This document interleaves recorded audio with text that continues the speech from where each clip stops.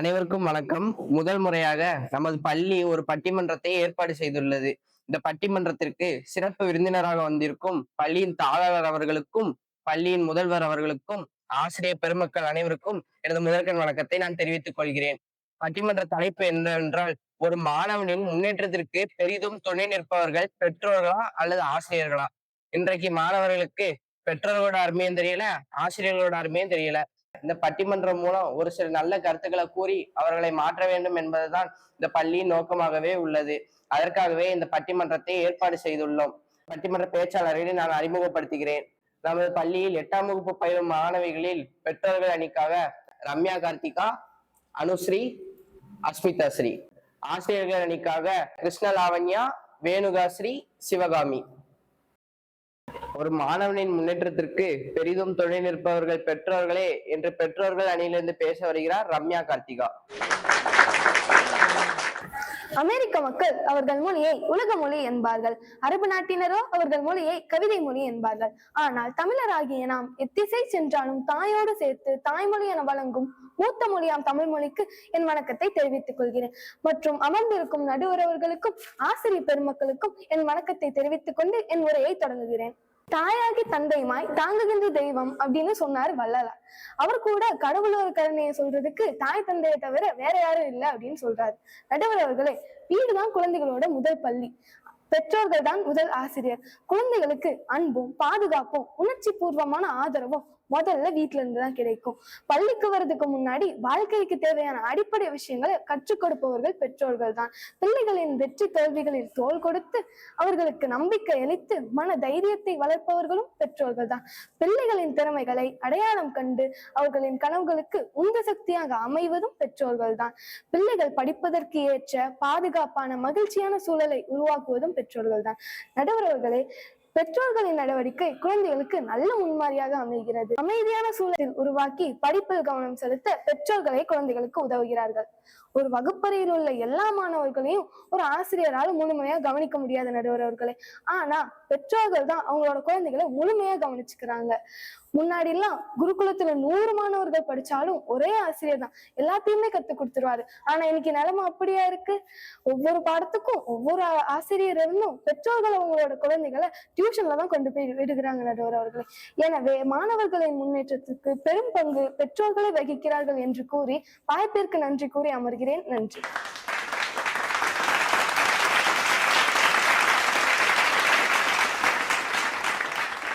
பேச்சாளர் சிறப்பா பேசினாங்க. இப்ப ஆசிரியர்கள் அணிக்காக பேச வருகிறார் கிருஷ்ண லாவண்யா. என் உயிருடன் கலந்த என் தாய்மொழியாம் செந்தமிழ் மொழிக்கு என் முதற்கண் வணக்கங்கள். நீதியை 3ஆம் கண்ணாக கொண்டு அமர்ந்திருக்கும் நடுவர் அவர்களுக்கும், தலைமை ஆசிரியர் அவர்களுக்கும், ஆசிரியர் பெருமக்களுக்கும் எனது முதற்கண் வணக்கங்களை தெரிவித்து என் உரையை தொடங்குகிறேன். நடுவர் அவர்களே, இந்த மாணவர்களுக்காக சிந்தித்து சிந்தித்து என் தலையில் உள்ளதெல்லாம் சிந்தி போச்சுங்க. பெற்றோர்கள் தான் மாணவர்களுக்கு முதல் உலகம் அப்படின்னு சொன்னாங்க. பிள்ளைங்க உங்களிடம் கேள்வி மேல் கேள்வியாக கேட்பாங்க. அப்ப அந்த குழந்தை என்ன நினைக்கும் தெரியுமா? தன்னிடம் பெற்றோர்கள் அன்பு செலுத்துகிறார்களா, தனக்காக நேரத்தை ஒதுக்குகிறார்களா என்று எதிர்பார்க்கும். ஆனால் சில பெற்றோர்கள் பணம் சேர்ப்பதிலேயே நேரத்தை செலவிடுகிறார்கள். அமைதியான சூழலை வீட்டில் உருவாக்கி படிப்பில் கவனம் செலுத்த பெற்றோர்களே காரணம் என்று எதிரணி நண்பர் பேசினார். அப்படிப்பட்ட சூழ்நிலையா நடுவர்களை வீட்டில் உள்ளது? அப்பா எப்பொழுதும் நியூஸ் பார்த்து கொண்டே இருக்கிறார். பாட்டி எதிர்நீச்சல் பார்க்கணும், சிங்கப்பெண்ணை சீரியலை போடு என்பார். எப்பவும் வீட்டில் மெகா சீரியல் சத்தம் தான். பிள்ளைகளை போட்டு கொஞ்ச வேண்டிய தாயின் மடியில் மடிக்கணினியை போட்டு கொஞ்சிக்கிட்டு இருக்காங்க. கேட்டா ஒர்க் ஃப்ரம் ஹோம்னு சொல்லுதாங்க. இப்படிப்பட்ட சூழ்நிலையால் ஒரு குழந்தையானது எப்படி நடுவர்களை படிக்க முடியும்? பிள்ளைங்க போன் கேட்ட உடனே பெற்றோர்கள் வாங்கி கொடுத்துருந்தாங்க. அவங்க வீட்டுக்கு வந்தோடனே போன் தான் பாக்காங்க. அம்மாவும் போன் பார்க்காம ஹோம்ஒர்க் பண்ணுன்னு சொன்னா அம்மா ஒரு 10 நிமிஷம் போனை பார்த்துட்டு அதுக்கப்புறம் ஹோம்ஒர்க் பார்க்காங்க. ஆனா அவங்க ஸ்கூலுக்கு ஹோம்ஒர்க் பண்ணாமே வந்துருந்தாங்க. அப்படிப்பட்ட மாணவர்களை அன்பா கண்டிச்சு அவங்களோட எதிர்காலத்தை ஒளிமயமாக்குற ஆசிரியர்கள் தான். நடுவர் அவர்களை எதிரணியார் கூட சொன்னாங்க, ஒரு ஆசிரியரால் வகுப்பறையில் உள்ள எல்லா மாணவர்களையும் கவனிக்க முடியாது. ஒரு வகுப்பறையில் 40 மாணவர்கள் இருக்கலாம். ஒருவன் முன்னிருக்கையில் அமர்வார்கள், சில மாணவர்கள் கடைசி இருக்கையில் அமர்வார்கள். உலகம் முன்னிருக்கே கவனிக்கும், ஆனால் ஆசிரியர் மட்டும்தான் கடைசி இருக்கையும் கவனிப்பார்.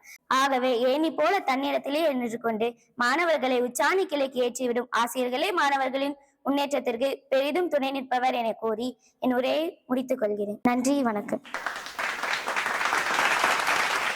இப்பெல்லாம் பெற்றோர்கள் பிள்ளைங்களை வீட்டுல வச்சுக்கிட்டு சீரியல் பார்க்கணும்னு சொல்லி அவங்க ஸ்கூல்ல சேர்த்துட்டு போயிருந்தாங்க. அவர்களை சிறந்த மனிதனாக மாற்றுவது ஆசிரியர் தான். இப்போ ஒரு கதை சொல்லுதேன். ஒரு ஆசிரியர் மாணவனை கேட்கிறாரு, ஏன்டா ஸ்கூலுக்கு லேட்டுன்ட்டு. அதுக்கு அந்த மாணவன் சொல்றான், சார் வர்ற வழியில ஒரு போர்டை பார்த்தேன் சார், அதுல ஸ்கூல் ஜோன் கோ ஸ்லோன்னு எழுதிங்க சார், அதான் சார் லேட்டா வந்தேன் அப்படிங்க. இதை கடைபிடிச்சதுக்கு பிடி சார் என்ன திட்டுதாரு, மறுபடியும் வீட்டுக்கே போனி ஏசுதாரு சார். இப்படிப்பட்ட மாணவர்கள் எல்லாம் சிறந்த மனிதனாக மாற்றுவது ஆசிரியர் தான் என்ற ஆசிரியரை புகழ்ந்து பேசினார் கிருஷ்ண லாவண்யா. அதற்கு மறுப்பு தெரிவித்து பெற்றோர்கள் அணிந்து பேச வருகிறார் அனுஸ்ரீ. என்னை வாழ வைத்து அழ வைத்து சிரித்த பின்பு சிந்திக்க வைத்த என் தந்தைக்கும் தாய்க்கும் முதல் வணக்கம். ஈரடியும் நாலடியும் போதாது என்று சொல்லி தன் பெருமைகளை உலகிற்கு உறக்கச் சொல்ல கீழடியும் சேர்த்து கொண்ட என் தாய் தமிழுக்கும் முதல் வணக்கம். மற்றும் நடுவர்களுக்கும் ஆசிரியர் பெருமக்களுக்கும் என் வணக்கத்தை தெரிவித்துக் கொள்கிறேன். நான் இப்பொழுது மாணவ வளர்ச்சிக்கு பெற்றோர்களே சிறந்த பங்கு வகிக்கிறார் என்ற தலைப்பில் பேச போகிறேன். அதாவது நடுவர்களே, பிள்ளையை வளர்க்கிறது என்பது ஆசிரியரை பொறுத்த வரைக்கும் ஒரு வேலைதான். ஆனா பெற்றோரை பொறுத்த வரைக்கும் அது ஒரு கடமை. அதனாலதான் ஈன்றும் பிறந்தவர்கள் தாய்க்கு கடன், சான்றோனாக்குதல் தந்தைக்கு கடன் என்கிறது புறநானூறு. அவர்கள் இளமையில் இருந்த போது பள்ளிக்கூடம் போது கூட பகல் கனவாக இருந்தது. தனக்கு கிடைக்காத கல்வி கலையறிவு தன் குழந்தைகள் கிடைக்க நினைக்கிற பெற்றோர் தான் மாணவர்களின் முன்னேற்றத்திற்கு பெரிதும் உதவுகள். நடுவர்களே, பெற்றோரின் முகம் தன் குழந்தையில் தன்னம்பிக்கையில் தான் முடியும். வீட்டில் விதைத்த விதைதான் ஐயா வெளியே மரமாக வளர்கிறது. ஒரு தாய்க்குத்தான் ஒரு குழந்தையும் நல்லது கெட்டது என்று சொல்லிக் கொடுக்க முடியும். இதற்கு ஒரு உதாரணம் சொல்கிறேன் நடுவர்களே. 2 சட்னி வைத்து எங்க அம்மா ஒரு வாழ்க்கை தத்துவத்தை சொல்லிக் கொடுத்தாங்க. உங்களுக்கு தேங்காய் சட்னி தெரியும், தக்காளி சட்னி தெரியும். தேங்காய் எள்ளில் தன்னை விட்டு கொடுக்காது. அதான் நடுவர்களே, தேங்காய் சட்னி அரைக்கும் பொழுது அரைக்க ரொம்ப நேரம் எடுக்கும். ஆனால் தக்காளி சட்னி எள்ளில் தன்னை விட்டு கொடுத்து விடும். இதுல இருந்து என்ன தெரியும் நடுவர்களே? தக்காளி சட்னி டேஸ்டா இருக்கும் தெரியுது. விட்டு கொடுத்து வாழ வேண்டும் என்ற தத்துவத்தை தெளிவாக தெரிகிறது. அதே மாதிரிதான் தோசைக்கும் இட்லிக்கும் ஒரு கரண்டி மாவுதான். ஆனால் தற்போதுள்ள தோசையின் விலை 40 ரூபாமா, இட்லியின் விலை 10 ரூபா. தோசையின் விலை 50 ரூபாய், இட்லியின் விலை 10 ரூபாய். ஏன்? இட்லி தனக்கு தானே குறுகிய வடிவத்தில் சுருங்கி கொள்கிறது. ஆனால் அதே ஒரு கரண்டி மாவுதான் தோசை. தோசை பறந்து விரிந்து இருக்கிறது. நாம் தோசை மாதிரி நம் எண்ணங்களையும் பறந்து விரிந்து மற்றவர்களுக்கு உதவி செய்தால் நம்முடைய மதிப்பு உயரும் என்பால் என் பாட்டி. உங்களுக்கு ஒரு சிறு நிகழ்வை கூறி என் உரையை முடித்துக் கொள்ள நடுவர்களே. சூரத்தை சேர்ந்த ஒரு வைர வியாபாரி 6000 கோடி சொத்துக்கு சொந்தக்காரர். அவருக்கு ஒரே மகன். அவர் வெளிநாட்டில் போய் MBA படிக்கின்றான். விடுமுறைக்கு வந்தபோது அவன் அப்பா 7000 ரூபாய் அவன் கையில் கொடுத்து முன்ன பின்ன தெரியாத ஒரு ஊருக்கு அனுப்பி வைக்கிறார். அதுவும் ஒரு வாரம் கழித்து வா என்றும். அவனும் முன்ன பின்ன ஆளுகிடம் பழகி தெரியாத ஒரு வேலைகளை செய்து சின்ன சின்ன வேலைகளை செய்து பிழைச்சிருப்பான். அவன் திரும்படியும் ஊருக்கு வரும்போது அவர் அப்பா சொல்கிறார், என் மகனுக்கு உலகம் தெரியணுங்கிறது. பணம் மட்டும் வாழ்க்கை இல்ல, பணமில்லாத நேரத்திலும் எந்த சூழ்நிலையிலும் சமாளித்து வாழ வேண்டும் என வாழ்க்கை தத்துவத்தை தன் மகனுக்கு சொல்லிக் கொடுக்கிறார். ஆகவே மாணவனின் வளர்ச்சிக்கு பெற்றோரே சிறந்த பங்கு வகிக்கிறார் என்று தீர்ப்பு கூறுகள் என்று நம்பி வாய்ப்புக்கு நன்றி கூறி அமைகிறேன். நன்றி, வணக்கம்.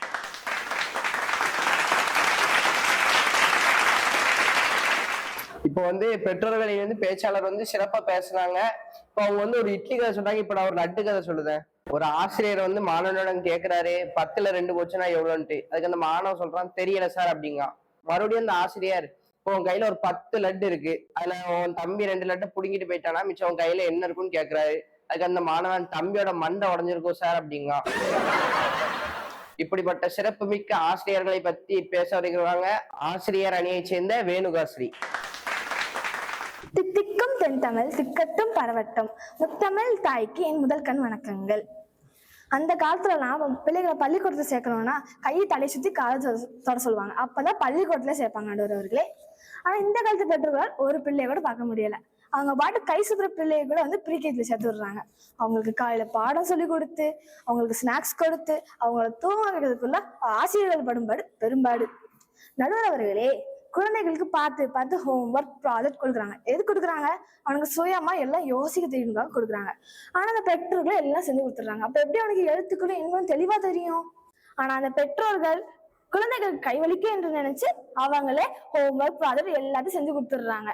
இதை பார்த்து பார்த்து வளர்ந்த பையன் என்ன செய்யறான்? பெற்றோர்களுக்கு கைவலிக்கும்னு நினைச்சு ரேங்க் கார்டுல அவனே கையெழுத்து போட்டுடுறான். நடுவர்களே, உங்க எல்லாருக்கும் அலெக்சாண்டரை நன்றாக தெரியும். அவர் கூறிய ஒரு உரையைத்தான் நான் இப்பொழுது உங்களிடம் கூற போகிறேன். நான் அந்த உலகிற்கு வந்தது என் பெற்றோர்களால் தான். ஆனா அந்த உலகமே எனக்கு எடுத்தது என் ஆசிரியர் அரிஸ்டாட்டில் அவர்களால் தான் என்று கூறினார். நடுவர் அவர்களே, பிள்ளைகள் பிறக்கும் போதே பில்கேட்ஸ் ஆக வேண்டும் என்று அம்மாவுக்கு ஆசை. பிள்ளை 6ஆம் வகுப்பு படிக்கும் போதே அப்துல் கலாம் ஆக வேண்டும் என்று அப்பாவுக்கு கனவு.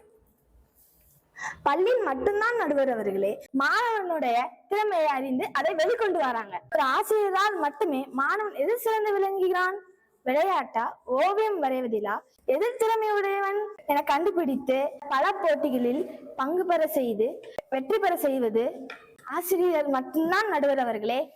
எதையும் எதிர்பார்க்காமல் பிள்ளைகளை வளர்ப்பதில் பெரும் பங்கு வகிப்பவர்கள் ஆசிரியர் தான் என்று கூறி விடைபெறுகிறேன். நன்றி, வணக்கம். இப்போ வேணுகாஸ்ரீ சிறப்பா பேசினாங்க. நான் ஒரு சிறிய நிகழ்வு சொல்றேன். அண்ணா பதவி ஏற்க ஒரு அரங்கத்துக்கு வந்திருந்தாங்க. அந்த அரங்கமே நிரம்பி வழிஞ்சது. அந்த அரங்கத்திற்கு ஒரே ஒருத்தர் மட்டும் வெள்ளை சட்டை வெள்ளை வேட்டி கட்டிக்கிட்டு கையில மஞ்சப்பையோட அமர்ந்தாங்க. அவருக்கு அண்ணா எந்திரிச்சு வணக்கம் வைக்காங்க. அதுக்கு அந்த அரங்கமே அண்ணாவை திரும்பி பார்க்குது. நாங்க தானே உங்களுக்கு வணக்கம் வைக்கணும், நீங்க ஏன் அவங்களுக்கு வணக்கம் வைக்கீங்கன்னு கேட்காங்க எல்லாரும். அதுக்கு அறிஞர் அண்ணா சொல்றாரு, அவர் என்னோட தொடக்கப்பள்ளி ஆசிரியர், அவருக்கு எஞ்சி நான் வணக்கம் வைக்கலாட்டி நான் என்ன மாணவன் அப்படின்னு கேட்கிறாரு. இப்படிப்பட்ட ஆசிரியரை புகழ்ந்து பேசினாங்க ஆசிரியர் அணியை சேர்ந்த வேணுகாஸ்ரீ. அதற்கு மறுப்பு தெரிவித்து பேச வராங்க பெற்றோர்கள் அணியை சேர்ந்த அஸ்மிதா ஸ்ரீ. முக்கணியில் சிறந்தது மா, ஆங்கில மாதங்களில் சிறந்தது மே, தமிழ் மாதங்களில் சிறந்தது தை. இம்மூன்று எழுத்தையும் சேர்த்து மாமேதைகளாக அமர்ந்திருக்கும் ஆசிரியர் பெருமக்களுக்கும் நடுவர் அவர்களுக்கும் என் உடன்பெறா சகோதர சகோதரிகளுக்கும் என் முதற்கண் வணக்கத்தை தெரிவித்துக் கொள்கிறேன். நடுவர் அவர்களே, மாணவனின் கல்வி முன்னேற்றத்திற்கு பெற்றோர்களின் பங்கு அவசியமானது. ஒரு மாணவர் தோல்வியிடும் போது அவன் மனம் உடைகிறது. அந்த உடைவை மருத்துவம் செய்யும் முதல் மனிதர்கள் பெற்றோர்கள் தான் நடுவர் அவர்களே. தாயினுடைய பெருமை மிகவும் மகத்துவமானது. நடுவர் அவர்களே, ஒரு நரேந்திரனை விவேகானந்தராக மாற்றியது என்னுடைய தாய் என்கிறார் விவேகானந்தர். மகாத்மா காந்தி தனது சத்திய சோதனை புத்தகத்தில் ஒரு மோகன்தாஸை ஒரு மகாத்மாவாக மாற்றியது என்னுடைய தாய் என்கிறார். ஒரு சாதாரண சிவாஜியை சத்ரபதி சிவாஜியாக மாற்றியது என்னுடைய தாய் என்று எழுதுகிறார் வீர சிவாஜி. ஏன் அவ்வளவு தூரம் போக வேண்டும்? அக்னி சிறகர் புத்தகத்தை எடுத்து பாருங்களேன். உங்களுடைய மேன்மைக்கும் எளிமைக்கும் காரணம் யார் என்று மேதக அப்துல் கலாம் ஐயாவிடம் கேள்வி கேட்கும் பொழுது என்னுடைய ஏழை தாய் காரணம் என்று பதிவு செய்கிறார். ஒரு தாய் நினைத்தால் ஒரு வீர மகனை உருவாக்க முடியும். எந்த குழந்தையும் நல்ல குழந்தை தான் மண்ணில் பிறக்கையிலே, அவர் நல்லவராவதும் தீயவராவதும் அன்னை வளர்ப்பினிலே என்பார்கள். நடுவர் அவர்களே, ஒரு தாய் நினைத்தால் எந்த குழந்தையும் நல்ல குழந்தையாக சமுதாயத்தில் உருவாக்க முடியும். சிறு வயதில் பள்ளியில் நிராகரிக்கப்பட்டார் தாமஸ் ஆல்வா எடிசன். அவருடைய தாய் அவரை நம்பினார். அந்த நம்பிக்கை தான் உலகிற்கு ஒளி தந்த ஆயிரக்கணக்கான கண்டுபிடிப்புகளாக மாறியது. இதை கண்ட அவனது தாயின் உள்ளம் ஈன்ற பொழுதின் பெரிதுவக்கும் தன் மகனை சான்றோன் என கேட்ட தாய் என்ற குரலுக்கு ஏற்ப மிகவும் மகிழ்ச்சி அடைந்தது தாயின் உள்ளம். ஒரு தாயின் நம்பிக்கை ஒரு உலகத்தையே மாற்றும். இதிலிருந்து ஒரு உண்மை தெளிவாக புரிகிறது. ஆசிரியர் முக்கியம்தான், ஆனால் பெற்றோர்கள் இல்லையெனில் கல்வி முழுமையடையாது. நடுவர் அவர்களே, ஒரு நல்ல தீர்ப்பை கூறுவீர்கள் என்று கூறி விடைபெறுகிறேன். நன்றி, வணக்கம். இப்போ அஸ்மிதா ஸ்ரீ சிறப்பா பேசினாங்க. இப்போ அதற்கு மறுப்பு தெரிவித்து பேச வராங்க ஆசிரியர் அணியை சேர்ந்த சிவகாமி. ஆண்டுகள் ஆக ஆக வயது ஏற ஏற இளமை கூடும் பேரதிசயம் பெற்ற என் தமிழ் அன்னையை வணங்கி தன்னை விட உயரத்தில் நிற்க வைத்து எங்களை தரணியை ஆள வைக்க முழுக்க முழுக்க எங்களுக்காக உழைக்கும் என் ஆசிரியர் பெருமக்களையும் வணங்கி வருங்கால தேவைகளே, எதிர்கால மேதைகளே, உங்கள் அனைவருக்கும் என் சிரம் தாழ்ந்த வணக்கம். வீட்டில் இருக்கும் வரை ஒரு குழந்தை வெறும் வாரிசுதான். ஆனால் அவன் பள்ளிக்கு வந்த பிறகுதான் அவன் ஒரு மாணவனாகிறான், இந்த சமூகத்தின் மன்னவனாகிறான். பெற்றோர்கள் பாசம் கொடுப்பவர்கள் தான். ஆனால் ஒரு மாணவனுக்கு உலக அறிவையும் அறிவியலையும் இலக்கியத்தையும் போதித்து சிறந்த மனிதனாக மாற்றுவது ஆசிரியர் தான். அவனுக்குள் இருக்கின்ற ஞானத்தை, திறமையை உலகறிய செய்கின்ற பெருமை ஆசிரியர்களுக்கு தான் உண்டு. நடுவர் அவர்களே, நம்மளை உட்கார வைத்து நின்று கொண்டே பாடம் நடத்துகின்ற ஆசிரியர் கடைசி வரைக்கும் நின்று கொண்டேதான் இருக்கிறார். ஆனால் படித்து முடித்த மாணவனோ எங்கோ உயர்ந்து போவான். கற்க கசடர கற்பவை கற்ற பின் நிற்க அதற்கு தக. இந்த குரல் கல்வி என்பது மனதில் ஆழமாக பதிய வேண்டும் என்று சொல்கிறது. அந்த ஆழமான கல்வியை மனதில் பதிய வைப்பவர் ஆசிரியர் தான். ஒரு குழந்தை பள்ளிக்குள் நுழையும் போது அவரது மனம் வெற்று பலகை போல் இருக்கும். அதில் எழுதுவது மட்டுமல்ல, வாழ்க்கையின் திசையை வரைபவர் ஆசிரியர் தான். அவன் எங்கிருந்து வந்தான் என்பது முக்கியம் அல்ல, அவன் எங்கு செல்ல வேண்டும் என்பதை காட்டுபவர் ஆசிரியர் தான். நடுவர் அவர்களே, எதிரணியில் கூட சொன்னாங்க, கலாம் ஐயா அவரது மேன்மைக்கும் எளிமைக்கும் காரணம் அவருடைய தாய் என்று. அவரை வளர்த்தவர்கள் பெற்றோராக இருக்கலாம், ஆனால் அவரை விஞ்ஞானியாகவும் இந்தியாவின் தலைவராகவும் மாற்றி கனவை விதைத்தவர்கள் அவருடைய ஆசிரியர் தான். ஒரு ஆசிரியர் ஒரு மாணவனிடம் உன் மதிப்பெண் என்ன என்று மட்டும் கேட்பதில்லை, உன் முயற்சி என்ன, உன் கனவு என்ன என்று கேட்கிறார். அதனால்தான் நான் சொல்கிறேன், மாணவர்களின் முன்னேற்றத்திற்கு ஆசிரியரின் பங்கு மட்டும் போதுமானது. நடுவர் அவர்களே, ஈன்ற பொழுதின் பெரிதுவக்கும் தன் மகனை சான்றோர் என கேட்ட தாய் அப்படின்னு குரல் எல்லாம் எதிரணியில் சொன்னாங்க. ஒரு தாய் தன்னுடைய மகனை எல்லோரும் சான்றோர் என கூற ஆசைப்படுகிறாள். ஆனால் அவனை சான்றோராக மாற்றுவது ஒரு ஆசிரியர் தானே. நடுவர் அவர்களே, எதிரணியில் கூட சொன்னாங்க, பெற்றோரால் தான் நரேந்திர விவேகானந்தராவும் மாறி இருக்காங்க, தாமஸ் ஆல்வா எடிசன் பெரிய விஞ்ஞானியாக மாறி இருக்காங்க அப்படின்னு எல்லாம் சொன்னாங்க. அப்படின்னா நடுவர் அவர்களே, எத்தனை பேர் தாமஸ் ஆல்வா எடிசனாகவும் விவேகானந்தராகவும் மாறி இருக்காங்க? ஒரு ஆசிரியர் நினைத்தால் ஒரு சமூகத்தை மட்டுமல்ல, ஒரு நாட்டையே உருவாக்க முடியும். எனவே மாணவர்களின் முன்னேற்றத்திற்கு ஆசிரியர் தான் காரணம் என்று தீர்ப்பு கூறுவீர்கள் என நம்பி வாய்ப்புக்கு நன்றி கூறி அமர்கிறேன். நன்றி, வணக்கம். சிவகாமி இப்ப சிறப்பா பேசினாங்க. ரெண்டு அணியிலிருந்துமே சரிசமமான கருத்துக்களை பகிர்ந்துகிட்டாங்க. பெற்றோர்கள் குழந்தைகளை தான் இந்த உலகத்துக்கு தருகிறார்கள், ஆனா ஆசிரியர்கள் உலகையே குழந்தைகளுக்கு தருகிறார்கள். உலகத்துல ரெண்டு புனிதமானதுன்னா தாயின் கருவறை, ஆசிரியரின் வகுப்பறை. மனிதன் தாயின் கருவறையில் உயிரை பெறுகிறான், ஆசிரியரின் வகுப்பறையில் அறிவை பெறுகிறான். ஆசிரியர்கள் அறிவை விதைக்கிறாங்க, அதை பெற்றோர்கள் வளர்க்கிறார்கள். பெற்றோர்கள் அன்பு காட்டுவார்கள், ஆனால் ஒரு மாணவனை அறிவு பாதையில் வழிநடத்துவது ஆசிரியர் தான். பெற்றோர்களா ஆசிரியர்களா என்று தீர்ப்பு சொன்னால் ஒருவருக்கு சாதகம், மற்றொருவருக்கு பாதகம். பிள்ளை என்ற பொருள் வளர்ச்சியை நோக்கி சிந்திக்க வேண்டும். பிள்ளை என்பவன் சுடர் விடுகின்ற தீபம், அதை தாங்கி நிற்கும் விளக்குதான் பெற்றோர்கள். அதில் எண்ணெயாகவும் திரியாகவும் இருந்து கரைந்து அவர்களை நிதானமாக எரிய செய்பவர்கள் ஆசிரியர்கள் தான். எனவே பெற்றோர்களும் ஆசிரியர்களும் இணைந்து ஒரு நல்ல மாணவ சமுதாயத்தை ஒளிரச் செய்யுங்கள் என்று கூறி விடை பெறுகிறோம். நன்றி, வணக்கம்.